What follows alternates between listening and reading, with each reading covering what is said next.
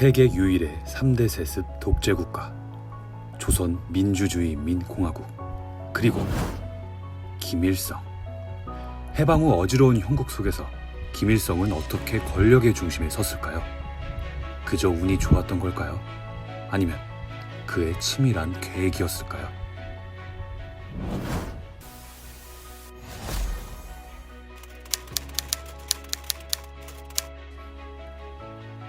당시 중국 공산당이 조직한 동북 항일연군에 소속되어 있던 김일성은 동지들과 함께 함경북도의 작은 마을 보천보를 습격, 물자를 노획하고 조국 강복회 10대 강령 등의 포고문을 살포하였습니다. 이 과정에서 일본 경찰의 사상자가 나오기도 했는데요. 당시에는 일본의 만주국 건설과 민족 말살 정책으로 일제 탄압이 극심했던 시기였기에 보천보 전투는 국내에서 큰 관심을 불러일으켰고, 김일성이라는 이름 석자를 조선인들의 내리에 깊게 각인시키는 계기가 되었습니다. 이후 일본의 대대적인 토벌 작전이 시작되자 김일성은 소련으로 퇴각합니다. 여기서 김일성의 소련행은 신의 한 수가 되죠. 소련은 1940년대 들어 만주에서 들어오는 중국인과 조선인 유격대원을 환영했습니다.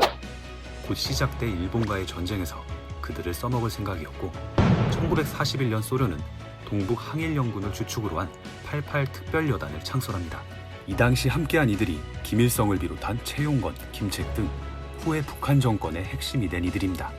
그렇게 김일성은 소련에서 훈련을 하며 소련군 대위의 직위까지 올라가게 됩니다.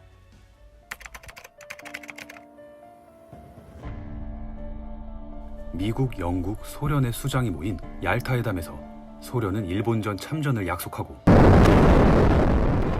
1945년 8월 7일 히로시마에 원폭이 투하되자 스탈린은 일본에 대한 공격 명령을 내립니다.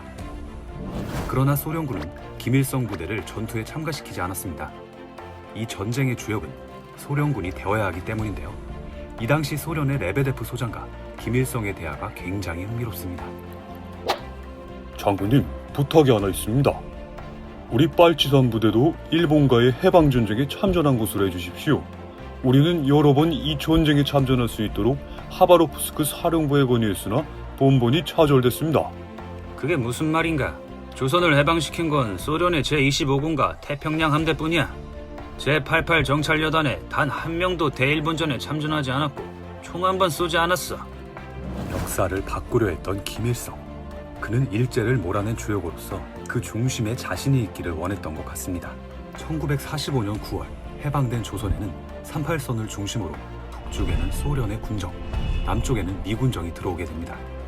당시 소련 군함을 타고 원산항에 내린 88 보병여단의 김일성 소련군 대위. 그는 한반도에 들어오기 전 비밀리에 스탈린과 만남을 합니다. 당시 한반도의 이북 지역을 점령한 소련은 한반도의 소련의 위성국가, 즉 사회주의 국가의 건설을 원했고, 그에 맞는 지도자를 물색 중이었습니다. 그리고 88 보병여단의 주보 중에 자신의 부하였던 김일성을 추천합니다. 스탈린은 김일성에게 스탈린주의를 설파하고 여러 질문을 통해 지도자가 될 수 있는지를 탐색했습니다. 그리고 이 사람이 좋다. 앞으로 열심히 해서 북조선을 잘 이끌어가라. 소련군이 이 사람에게 적극 협력하라. 라고 지령을 내렸습니다. 이후 소련군은 김일성 지도자 만들기에 총력을 기울입니다. 하지만 그가 처음부터 북쪽 지역에 실세를 잡았던 건 아니었습니다. 해방 후 한반도에 들어온 김일성에게는 큰 벽이 있었죠. 바로 당시 북한 주민의 절대적인 추앙을 받던 조만식 선생입니다. 소련과 김일성은 조만식 선생을 회유하기 위해 많은 노력을 합니다. 이 외에도 해방 후 북한에는 많은 정치 세력들이 있었는데요. 먼저 김일성, 김책 등을 필두로 한 만주파, 조선호연군 김두봉을 필두로 하여 중국 공산당과 연대 관계를 유지했던 연안파, 중앙아시아로 강제 이주당했던 고려인들이 소련군의 보조요원으로서 입국한 허가이 중심의 소련파, 남조선 노동당 박헌영 중심의 국내파, 그리고 마지막으로 조만식 선생 중심의 국내 민족주의 세력. 당시 엄격한 미군정으로 남쪽을 장악했던 미군과는 달리 북쪽의 소련은 간접 통치를 하였는데요. 이들은 해방 초기 소련군과 협력 체제를 유지하였고, 각기 중국과 소련에서의 경험을 바탕으로 서로 협력하고 견제하면서 새로운 체제를 만들어 나갔습니다. 사실 이때까지만 해도 연안파 및 국내 세력보다 정치적 기반이 떨어졌던 김일성이었습니다. 하지만 스탈린이 선택한 김일성은 소련의 힘을 이용해 정치 기반을 세우게 됩니다. 해방 후 국내로 들어왔던 조선오용군과 항일투쟁 세력들은 소련에 의해 무장해제를 당하는데요.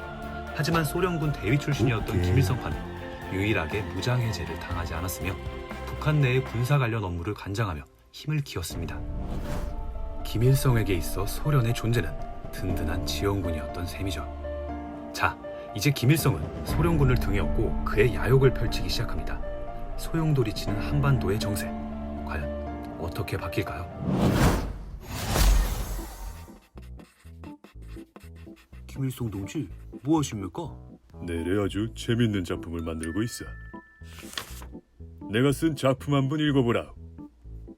일제해방 후 한반도 북쪽에는 소련의 군정, 남쪽에는 미군정이 들어서게 됩니다. 미군정은 국내의 어느 단체도 인정하지 않았던 반면 소련 군정은 북한의 단체들과 협력하며 체제를 구축합니다. 그 이유는 간단합니다. 당시 독립운동가들의 다수는 일본의 제국주의와 반대되는 사회주의를 표방하고 있었고 많은 민중들이 그들을 따르고 있음을 소련은 알고 있었죠. 그냥 냅두면 알아서 사회주의 국가가 되겠는데? 당시 사회주의 중심의 북쪽은 이남에서 벌어지는 강력한 반탁운동의 영향에도 불구하고 신탁 통치를 찬성하였으며 1946년 2월 북조선 임시인민위원회가 결성되고 위원회의 위원장으로 김일성이 전면에 나서게 됩니다. 김일성을 비롯한 북쪽의 지도자들은 대대적인 민주개혁을 통해 개혁의 바람을 불러일으키고 이를 바탕으로 견고한 체제 구축을 구상합니다. 그리하여 인민위원회는 가장 먼저 토지개혁을 실시하는데요. 한반도 역사상 가난한 농민이 자신의 땅을 가져본 시대는 없었습니다. 조선시대의 소작지는 농민들이 살기 힘든 구조였고 일제의 수탈은 그 고통을 가중시켰는데요. 하지만 인민위원회는 토지는 밭갈이 하는 농민에게 라는 구호에 맞게 일제 소유의 토지, 일본인의 토지, 그리고 지주들의 토지 등 모든 토지를 몰수한 후 집집마다 가족의 수와 노동력에 따라 분배하였습니다. 이것이 바로 무상몰수, 무상분배죠. 결과적으로 농민들은 한 가구당 약 4,000평의 땅을 분배받았는데요. 농민들은 크게 기뻐했습니다. 내 땅이 생기다니. 그리고 그 기쁨은 새로운 체제에 대한 환희로 나타났습니다. 토지개혁이 진행되는 동안 조선 공산당원이 기하급수적으로 늘어난 것인데요. 이 당시 토지개혁에 반대하는 민족주의 세력이나 토지를 몰수당한 지주들은 대다수가 월남을 하게 되죠. 위원회는 개혁의 고삐를 늦추지 않았습니다. 1946년 6월에는 노동법을 제정하고 산업시설에 대한 국유화를 진행하였는데요. 결국 토지개혁을 비롯한 산업시설의 국유화 조치는 자본주의 발전의 기반을 붕괴시키고 북쪽 사회에 사회주의 제도를 도입할 수 있는 토대를 만들어 주었으며 이렇게 북쪽에는 새로운 체제가 들어서고 있었습니다. 그렇다면 38선 이남, 남쪽 상황은 어떨까요? 남쪽에서는 신탁 통치에 대한 찬반 투쟁이 극심했으며 찬탁과 반탁을 넘어 좌우익 간의 이념 투쟁으로 변질되고 있었습니다. 시위대가 연일 서울 거리를 뒤덮고 충돌하며 사회는 극도로 혼란에 빠졌는데요.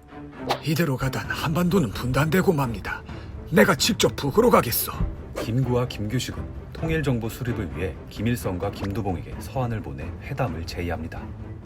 하지만 북측은 남북요인 회담이 아닌 정당 및 사회단체가 모두 참여하는 연석회의를 열자고 역제의를 합니다. 김구는 수백 명이 참석하는 연석회의에서는 실질적인 문제를 다루기 어렵다는 것을 알면서도 오직 분단된 조국만은 막아야겠다는 마음으로 참석을 하게 되는데요. 이것이 1948년 4월 19일 평양에서 열린 일명 사김 회담입니다. 하지만 이것은 김일성의 모략이었죠. 당시 그의 나이 불과 36세, 고령의 남북 주요 인사들 사이에서 어깨를 나란히 하며 자신의 정치력을 과시하고 그의 입지를 더욱 다지기 위한 하나의 쇼에 불과했습니다. 회담에서 통일정부 수립에 대한 결의문을 채택하지만 이는 말 그대로 결의문뿐이었는데요. 김일성은 다른 의미에서의 통일정부를 생각하고 있었죠. 평양에서 회담을 한 것이 1948년 4월 19일, 5월 10일 유엔의 감시하에 남쪽만의 단독 선거가 결정되고 7월 7일 헌법 제정, 8월 15일 대한민국 정부가 수립되자 북에서는 기다렸다는 듯이 김일성을 초대 수상으로 한 조선민주주의인민공화국을 수립합니다. 김일성이 정말 통일정부를 생각하고 있었다면 회담을 한 지 불과 5개월 만에 독립국가를 세울 수 있었을까요? 그는 이미 모든 준비를 끝내놓고 형식적인 회담을 한 것이었습니다. 평화적인 정세를 구축해놓고 뒤에선 적화 통일을 위한 전쟁을 준비한 것이죠. 1949년 중국의 국공내전이 마오쩌둥의 승리로 끝났고 공산당을 지원했던 실전 경험이 풍부한 조선우영군 약 12만 명이 북으로 들어오면서 남과 북의 군사력은 더욱 벌어지게 됩니다. 그리고 김일성은 소련을 방문하여 스탈린과 회담을 하는데요. 스탈린 동지, 내래고저 한반도는 군사적 수단으로 해방하는 것이 필요하다고 믿습니다. 남조선 반동 세력은 평화 통일에 결코 동의하지 않을 것입니다. 하지만 스탈린은 세 가지 이유를 들며 남침을 반대합니다. 첫째, 북한군이 남한군보다 압도적이지 못하다. 둘째, 남한에는 아직 미군이 있다. 셋째, 38선에 관한 미소 협정이 아직 유효하다. 이 협정이 우리 측에서 파기되면 그건 미국이 개입할 수밖에 없는 이유가 된다. 냉전의 상황 속에서 소련은 미국을 견제할 수밖에 없었던 것인데요. 하지만 스탈린도 계속해서 계산기를 두드리는 중이었습니다. 1949년 9월 11일 스탈린은 북한 임시대사 토운키에게 전문을 발송합니다. 남한군의 인원 및 장비, 전투 능력, 남한의 발치선 활동 상태, 미군의 남한 철수 진행 상태 등을 자세히 보고하라. 1950년 4월 스탈린을 다시 방문한 김일성. 스탈린 동지, 남조선에는 미군이 주둔하고 있고 우리 북쪽을 위협하고 있습니다. 동지, 소비에트에서 지원이 필요합니다. 스탈린 동지, 동지. 참고로 김일성은 전쟁을 위해 스탈린에게 49번이나 간청했다고 합니다. 그리고 이 당시 미국의 국무장관 에치슨이 공산화를 저지하기 위한 극동 방위선을 발표하는데요. 이것은 쉽게 말해 우리 미국은 국제적 분쟁이 일어났을 때 이 선까지는 적극적으로 방어할 겁니다. 라는 내용인데요. 그런데 에치슨 라인에 한반도가 제외됨으로써 김일성의 전쟁 계획은 더욱 탄력을 받게 됩니다.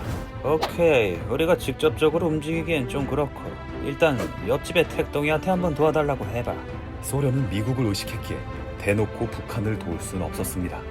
이 당시 스탈린이 모택동에게 보낸 전문을 보면 택동아, 일성이 만났는데 통일 노래를 한다 아주. 일단 알겠다곤 했는데 너가 동의 안 하면 없던 걸로 할게. 너가 판단해. 사실상의 전쟁 승인이었죠. 국공내전 당시 조선오영군 및 동북 항일연군의 도움을 받은 모택동은 북한에게 굉장히 호의적이었습니다. 만주에 2만 명의 조선인 사단 병력이 있으며 그들은 국민당과의 전투에 용감히 싸웠습니다. 북한의 지원 요출이 있다면 언제든 북한에 파견 가능합니다. 이로써 민족 상잔의 비극 6.25 전쟁은 김일성의 욕심으로 인한 남침으로 시작됐습니다. 전쟁은 한반도를 초토화시킵니다. 특히 북한의 산업시설 및 발전시설은 모두 파괴되었으며 수백만 명의 사상자를 냅니다. 불과 5년 전까지만 해도 함께 태극기를 흔들며 해방을 기뻐했던 우리가 서로에게 총칼을 겨눈 것이죠. 이렇게 지도자의 잘못된 판단이 얼마나 위험한지 우리는 역사를 통해 알 수 있습니다. 김일성은 6.25 이후 지도자로서 어떤 판단을 했을까요? 그리고 북한은 어떻게 변화될까요?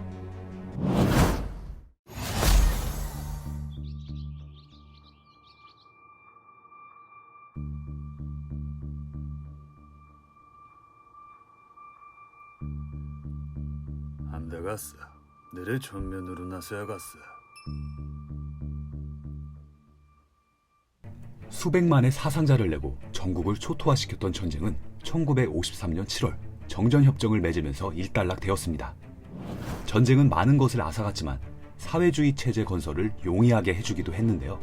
전쟁 기간 동안 많은 수의 지주와 반공주의자들은 남쪽으로 내려갔으며 파괴된 땅에서 가족 단위로 농사를 짓기 어려웠던 농민들은 자연스레 협동조합의 필요성을 느끼게 됩니다. 즉 경제활동 면에서 개인보다는 국가의 역할이 더 커지고 서로 돕지 않으면 살기 어려운 상황이 된 거죠. 이로써 사회주의 건설의 추진력은 더욱 커지게 됩니다. 하지만 김일성은 이상적인 사회주의 국가의 건설보다는 완벽한 일임자의 권력이 더욱 탐났던 것 같습니다. 자신의 세력을 제외한 대대적인 숙청이 시작된 것인데요. 사실 김일성은 실패한 전쟁의 책임자였습니다. 마땅히 이에 대해 책임을 져야 했지만 그는 위기를 기회로 바꿉니다. 전쟁의 책임 문제를 이용해 다른 세력의 리더들을 하나하나 제거해 나간 것인데요. 첫 번째 희생자는 연안파의 무정이었습니다. 조선우영군 총사령관 출신인 무정은 황해도에서는 그를 위대한 아버지라고 부를 정도로 대중적 지도자로 추앙받았고 뛰어난 포병술로 스탈린이 독일 전쟁 참가를 요청하기도 하는 명장이었는데요. 또한 김일성보단 5년 먼저 중국 공산당에 입당한 당 선배이기도 합니다. 아마 김일성에게는 가장 위협적인 존재였을 겁니다. 그리하여 6.25 전쟁 당시 김일성은 억지로 평양 방어를 무정에게 떠맡긴 후 평양이 함락당하자 방어 사령관이 책임져야 한다고 하며 무정을 숙청하였습니다. 두 번째 희생자는 허가이. 허가이는 소련 출신으로 해방 후 조선 노동당을 건설한 핵심 엘리트였습니다. 그는 소련 공산당에서 여러 당 사업을 지도하며 경력을 쌓은 당 전문가이기도 했는데요. 해방 이후 그는 자연스레 최고 권력자 중 한 명이 되었지만 당의 노선과 조직 방향을 두고 김일성과 갈등을 빚게 됩니다. 김일성은 자기 세력을 중심으로 공산주의 청년 조직을 개편하고자 가입 자격을 완화하고 세력을 확대해야 한다고 주장했습니다. 그러나 엄격한 검열을 통해 투철한 공산주의자들을 원했던 허가이는 이에 반대를 했는데요. 이런 갓나 새끼. 김일성은 그를 당 비서직에서 해임하고 평양 저수지 수리원장이나 맡아서 관리하라. 하지만 허가이는 저수지 복구 사업을 자신에 대한 모욕이라 여기며 임무를 제대로 수행하지 않았으며 결국 직무유기로 당 정치위원회에 소환되게 됩니다. 하지만 소환일 당일 그는 자택에서 자살을 선택하는데요. 이 죽음 역시 자살이 아닌 김일성에 의한 암살이라는 의혹도 있습니다. 세 번째 희생자는 박헌영.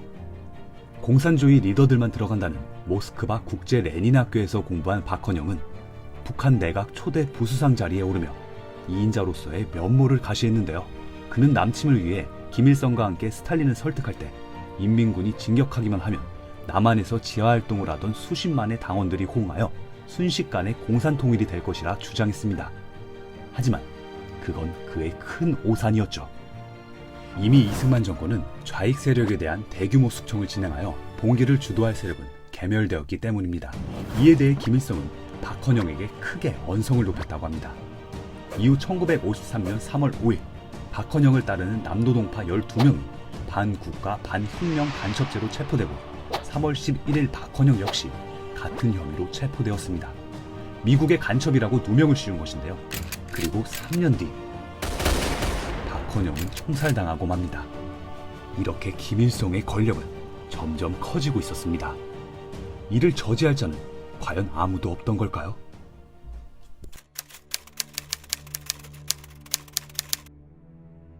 스탈린 사망 후 후임자였던 후르쇼프는 이 자리에서 스탈린 개인 숭배를 비난하는 연설을 합니다. 이는 전 세계 공산주의의 지도자로 추앙받던 스탈린이 사후에 공개 비판을 받는 충격적인 사건이었습니다. 북한에도 이 사실이 알려지게 되고 평소 김일성의 권력 독점에 불만을 품은 인물들이 그에게 도전하기 시작합니다.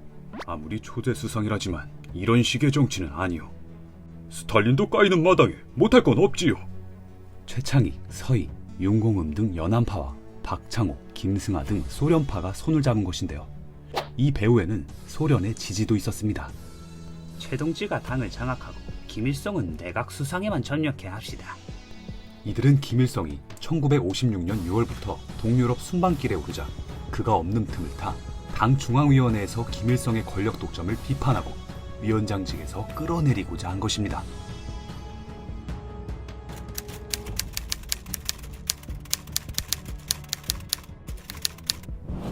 회의가 시작되고 상업상이었던 연안파 윤공음이 연설할 차례가 되었습니다.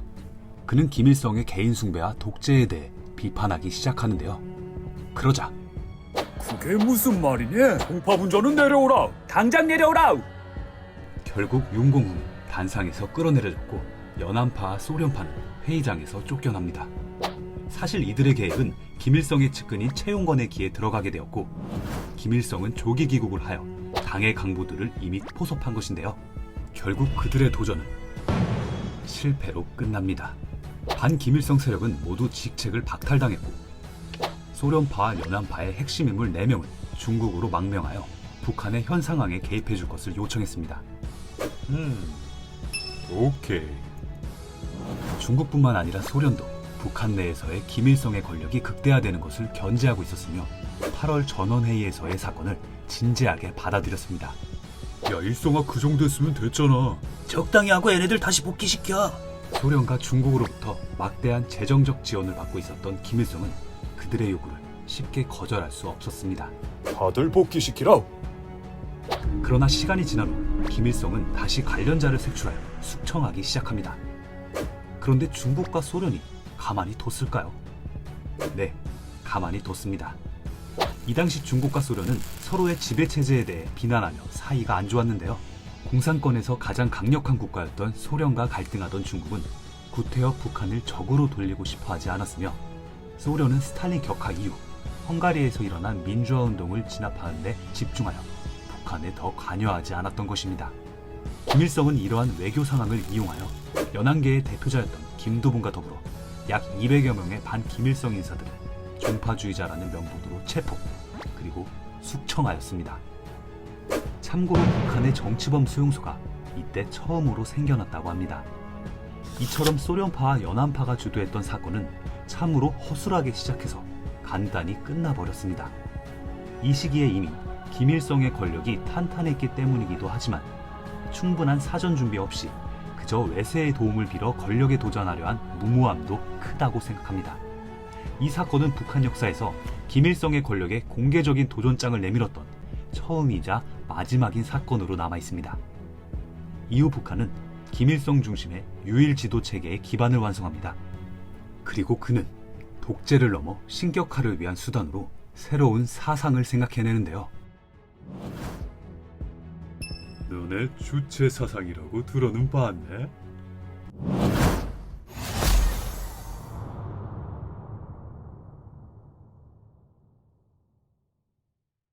1960년대 들어 숙청 작업을 완료한 김일성은 그의 입지를 더욱 다지게 됩니다. 하지만 그가 절대적인 권력을 가지기에는 두 가지의 제약이 있었는데요. 첫 번째는 공산주의 당 시스템입니다. 어디까지나 북한 체제의 중심은 조선 노동당이었고, 중요한 문제는 당 중앙위원회에서 회의를 한 후 결정되었죠. 마르크스 레닌주의 원리에 따라 모든 것을 당 중심으로 처리해간다는 원칙이 지켜진 것입니다. 두 번째는 공산권 국가들과의 대외관계에 있습니다. 이 당시 공산주의 막내였던 북한은 소련과 중국의 눈치를 볼 수밖에 없었고 사이좋게 지내고 싶어 했습니다. 하지만 그의 뜻대로 흘러가지는 않았죠. 3편에서도 보았듯 스탈린을 비판한 소련 공산당 서기장 후르쇼프는 평화공존론을 정책의 기본 노선으로 강조합니다. 평화공존론이란 서로 상반된 두 체제, 자본주의와 공산주의가 평화적으로 공존할 수 있다는 것인데요. 중국은 이를 수정주의라 비판하였습니다. 이렇게 시작된 소련과 중국의 이념 갈등은 1960년대 들어 더욱 심화되었고, 사회주의 국가들이 하나로 굳게 단합하기를 희망했던 북한은 고민하게 됩니다. 그리고 소련과 중국의 갈등이 더욱 커지는 사건이 발생하는데요.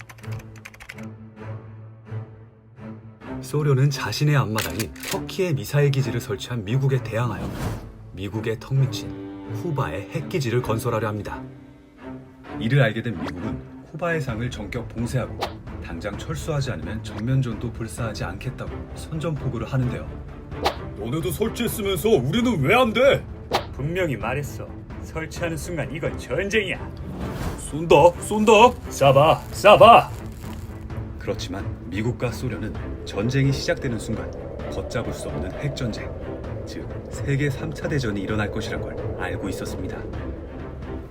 서로에게 미사일을 조준하고 있었지만 그 누구도 쉽게 버튼을 누를 수는 없었죠. 결국 두 나라는 미사일을 철수시키기로 비밀리에 합의하였고 사건은 일단락되었습니다. 이것이 바로 1962년 일어난 쿠바 미사일 위기인데요.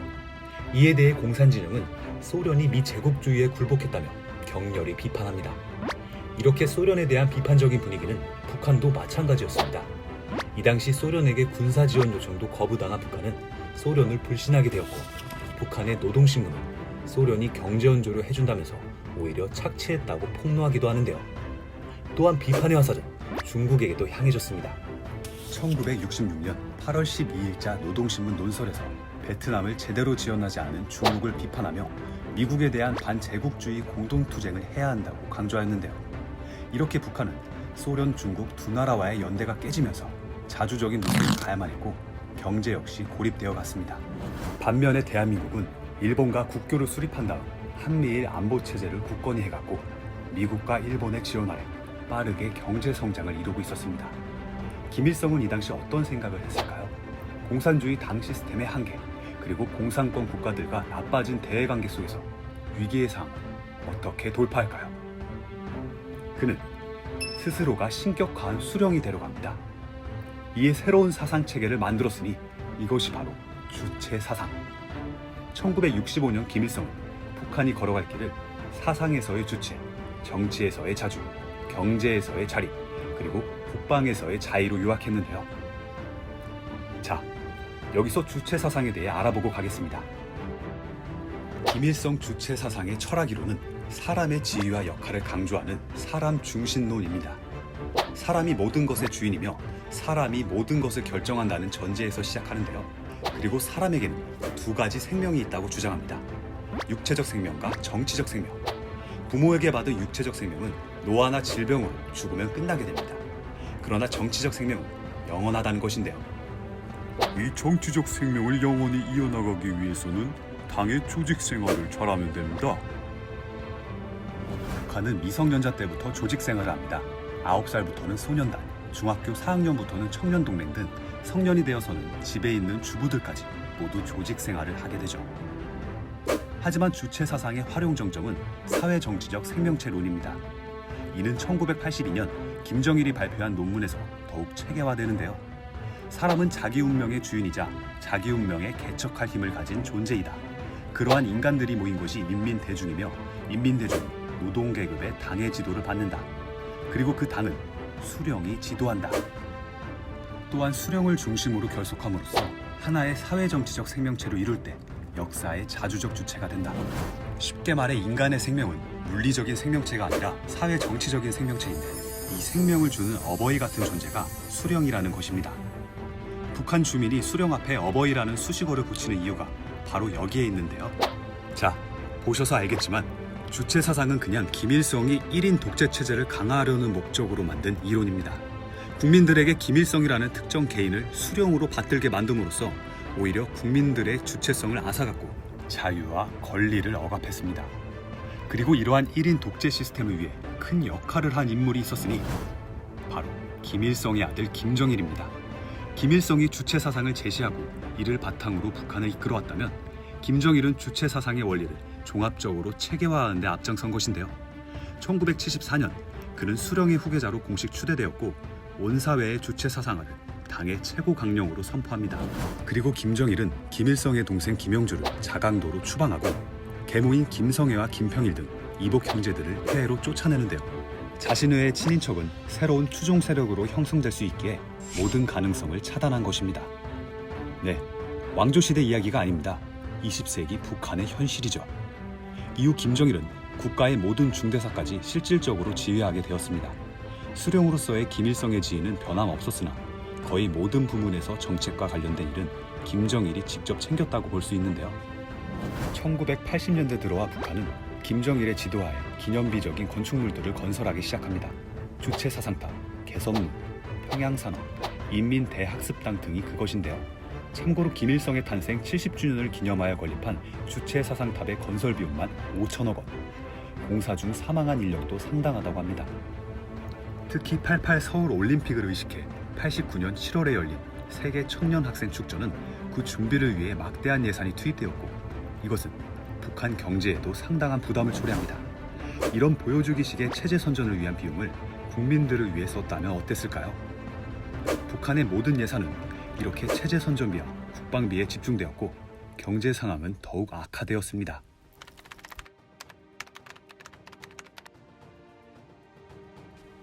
(1989년) 베를린 장벽이 무너집니다. 세계 사회주의 체제가 흔들리기 시작한 것을 상징하는 사건이었죠. 그리고 1991년에는 소련이 해체가 되는데요. 이렇게 사회주의 국가들이 하나둘씩 몰락하자 북한은 심각한 위기를 느낄 수밖에 없었습니다. 1991년 북한은 함경북도 라진 선봉 지역에 국제교류를 위한 경제특구를 선포하기도 하는데요. 하지만 사회주의 체제 유지를 가장 우선시 했기에 소극적인 개방을 하였고 큰 성과는 보지 못했습니다. 영적 조선인민군 장병들에게 영광이시라! 아직 정신을 못 차렸습니다. 1994년 김일성이 사망하고 이후 3년간 김정일은 유은 통치를 통해 내부 통제를 강화합니다. 유은 통치란 앞에 지도자가 남긴 훈계나 교훈에 따라 나라를 다스리는 것인데요. 한마디로 김일성의 유훈대로 이어가겠다는 것입니다.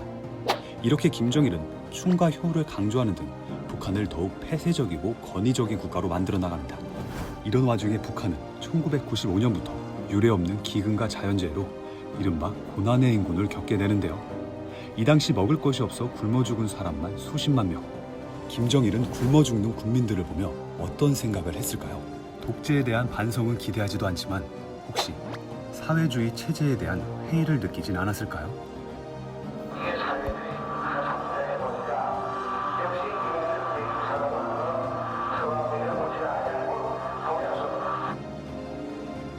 이렇게 잘 알고 있던 그는 90년대 후반에 들어 세계로 뻗쳐나갈 준비를 합니다. 바로 핵으로 말이죠. 모든 인민이 고깃국을 먹을 수 있다는 기대를 안고 시작한 북한의 사회주의는 이렇게 시간이 지날수록 기이한 형태로 변형되었고 현재는 전 세계 유일의 3대 세습 독재 국가가 되었습니다. 이렇게 독재 권력의 잘못된 판단이 얼마나 위험한지 우리는 북한 현대사를 통해 알 수 있습니다. 대한민국은 자유민주주의 국가입니다. 한 나라의 국민으로서 국가의 지도자를 직접 뽑을 수 있다는 사실에 감사함을 느끼며 이번 북한 현대사 4부작을 마치도록 하겠습니다. 지금까지 역사 라디오였습니다.